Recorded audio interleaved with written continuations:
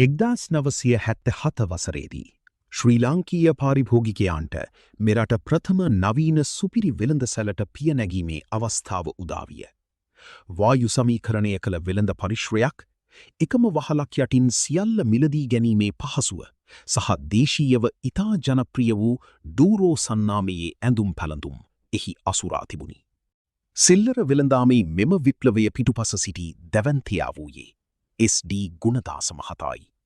ඔහු එවකට නැගී යමින් තිබූ මධ්‍යම පාන්තික ජනතාවට සම්පූර්ණයෙන්ම අලුත් පාරිභෝගික අත්දැකීමක් ලබා දුන් අතර දේශීය කර්මාන්ත ක්ෂේත්‍රයේ ඉහළම තලයට තම ව්‍යාපාරය රැගෙන යාමට සමත් විය. නමුත් අද වන විට දාස ගෲප් ව්‍යාපාරය අභාවයට ගොස් අවසානය. එහි දීපල රාජසන්තක වූ අතර ඩූරෝ සන්නාමය ඉතිහාසයට එකතු විය. මුළු ව්‍යාපාරික අධිරාජ්‍යයම දිය වී ගියේය. මෙම සිදුවීම ව්‍යාපාරික ලෝකයේ නිතර දැකිය හැකි ෆවුන්ඩර්ස් ට්‍රැප් නම් සංකල්පය මැනවින් පැහැදිලි කරයි. එනම් ව්‍යාපාරයක් ශූන්‍යී සිට ගොඩනැගීමට උපකාරී වන සහජ හැකියාවන්ම පසුව එම ව්‍යාපාරයේ විනාශයට හේතුවන බාධාවන් බවට පත්වීමයි. ගුණදාස මහතාගේ ගමන් මග මෙම පරස්පර විරෝධී බලවේග දෙක අතර ඇති ගැටුම මතු කර පෙන්වයි. මෙහිදී අපට එක් දුෂ්කර ප්‍රශ්නයක් පැන නගී. අධිරාජ්‍යයක් ගොඩනැගීමට උපකාරී වන එම නොපසුබස්නා උත්සාහයම එම අධිරාජ්‍යය පවත්වාගෙන යාමට බාධාවක් විය හැකිද? මෙම සුපිරි වෙළඳසැල් ආරම්භ කරමට පෙර ගුණදාස යනු සිය ගමින් පලා තරුණයෙකි.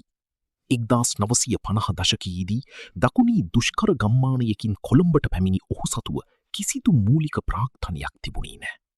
ඔහු ව්‍යාපාර ලෝකයට පිවිසියේ පදික වේදිකාවේ වෙළඳෙකු ලෙසයි.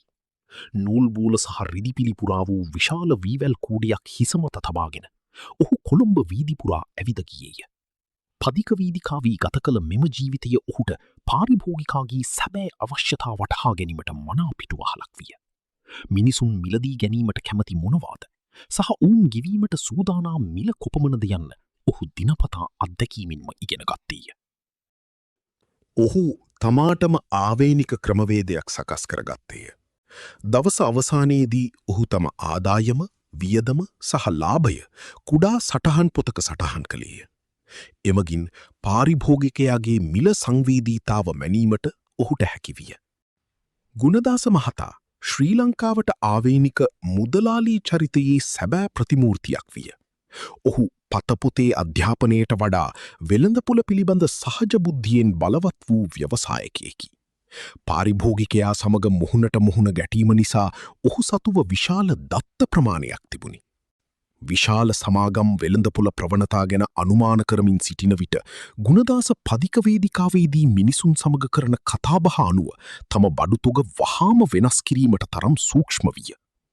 1970 එවකට අගමත්නි සිරිමාවෝ බණ්ඩාරනායක මැතිනිය ආනයන ආදේශන කාර්මීකරණීය ප්‍රතිපත්තිය හඳුන්වා දුන්නාය.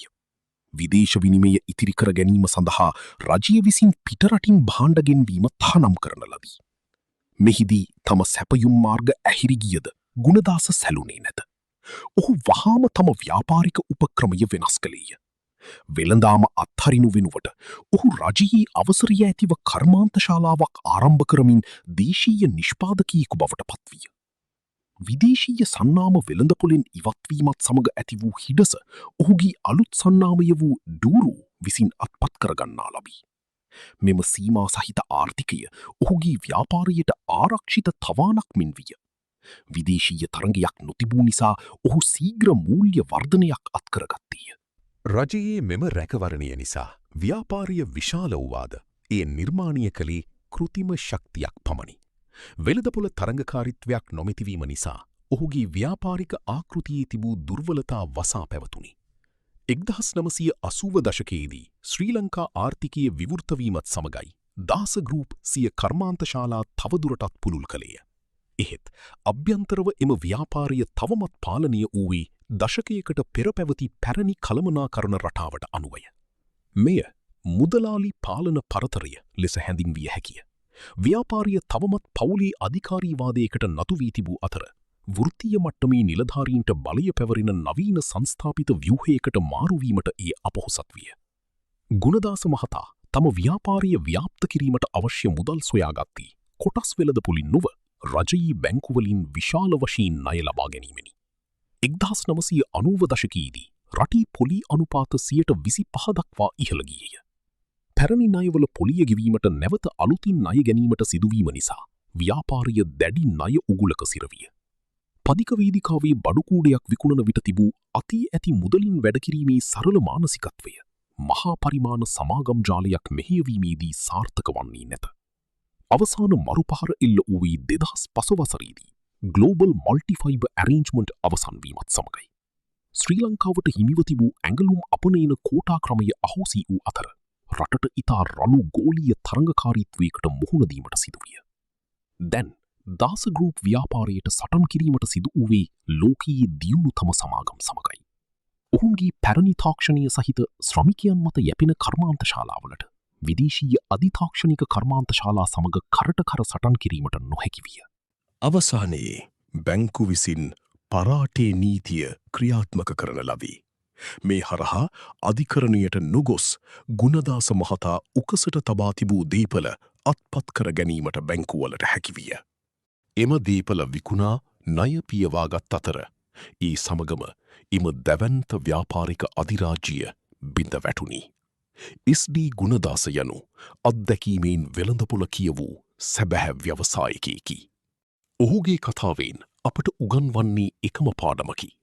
ව්‍යවසායකයෙකුගේ නිර්භීත උත්සාහය ව්‍යාපාරයක අඩිතාලම දමීමට උදව් වුවද එය දිගුකාලීනව පවත්වාගෙන යා හැකි ක්‍රමවත් සහ නවීන කළමනාකරණ පද්ධතියකට පමණක් බවයි.